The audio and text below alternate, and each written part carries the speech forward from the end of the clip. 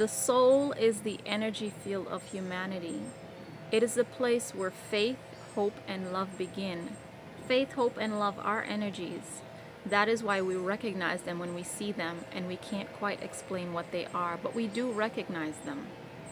It's the place where the core energies are kept, and in our soul, the core energies form alliances during our development. God speaks within the soul, but guess what? Evil also speaks to the soul. Evil can live in the soul, and good can live in the soul. God or evil in other theologies is otherwise called the two wolves of desires and connections. Desires drive all people. Therefore, do not imagine that the soul is only the mind, as Western psychology thinks.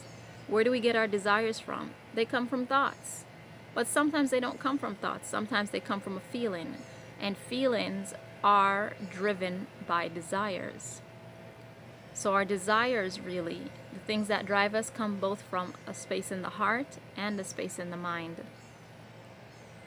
Desire is really about connectivity. How do you connect? Do you connect emotionally or do you connect mentally? What do people want to be connected to?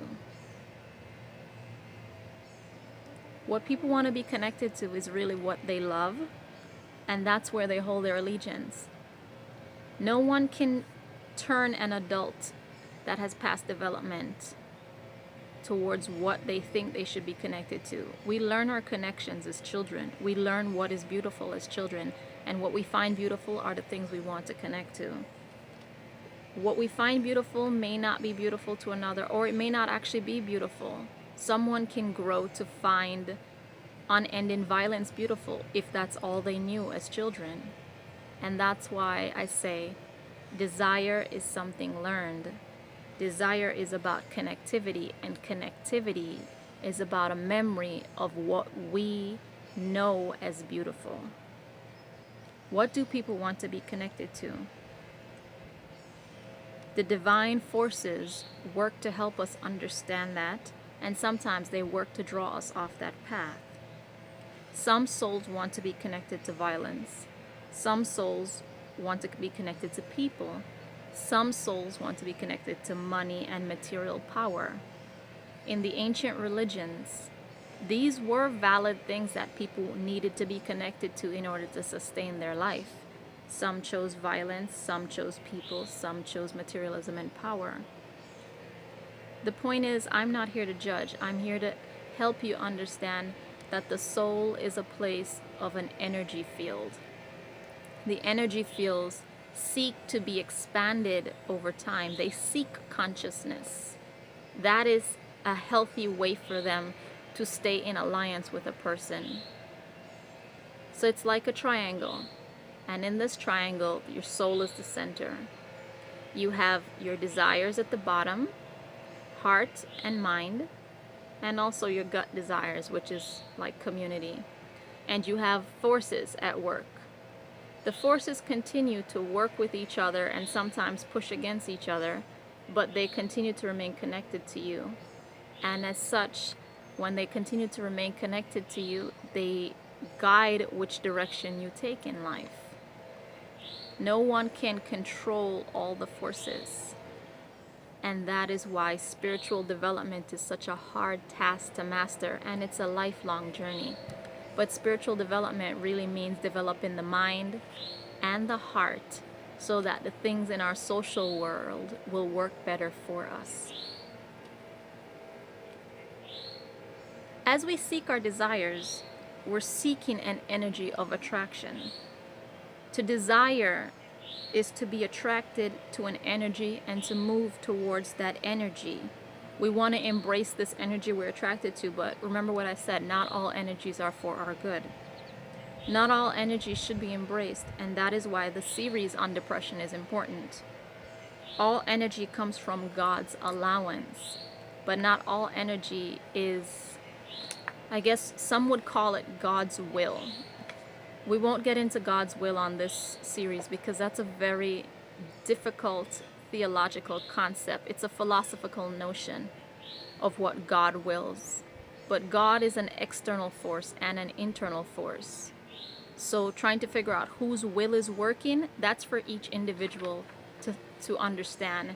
Is it the higher forces that are influencing our will, or is it our deeper desires that are influencing our will? And will means choice. All energy comes from God's allowing, which means the divine one, the divine force, the central intelligence that people call God. This energy, this being, this presence that does have a real existence can push back when it feels like it, and it can pull, and it can simply allow, which means to just be, to exist, and to just watch how things operate. All energy is not necessarily for you, and the journey into spiritual development is to find the forces that work best for you. When you find that, you avoid continual unending friction, and you avoid depression and stagnation of your life.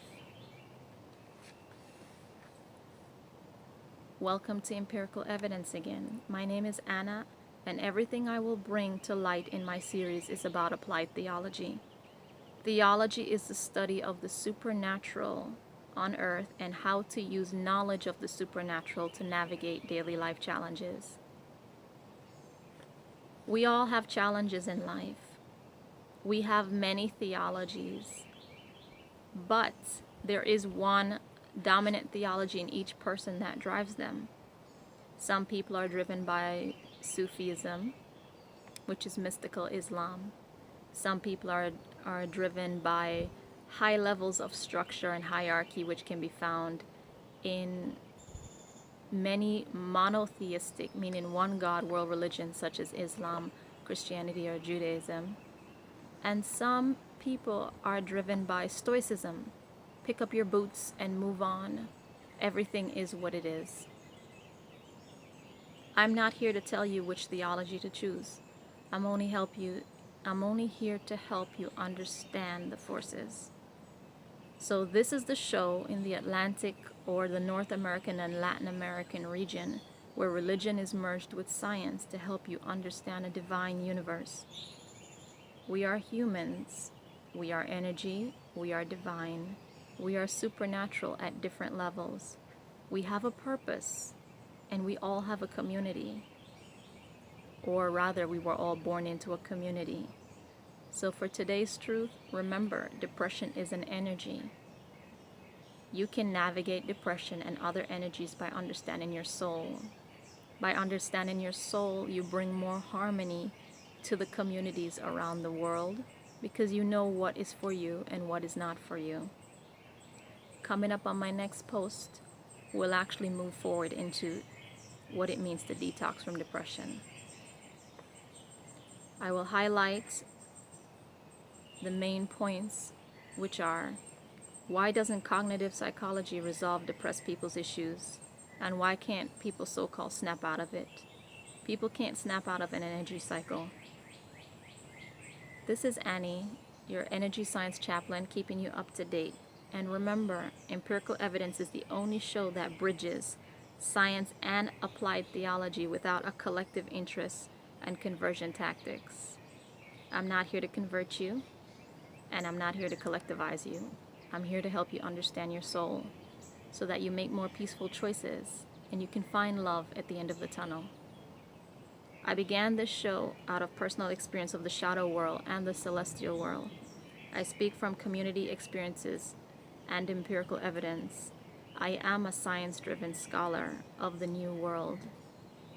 I am from the old world and from the new world, the old world being the ancient West and Middle Eastern regions and Africa. And I live in the New World, the North American, Latin American region. Living in so many different cultures is what drives me to understand the origin of community, the origin of communities, and what each community needs and where they place their energy. Please stay with me on Empirical Evidence and let's journey towards expanded awareness.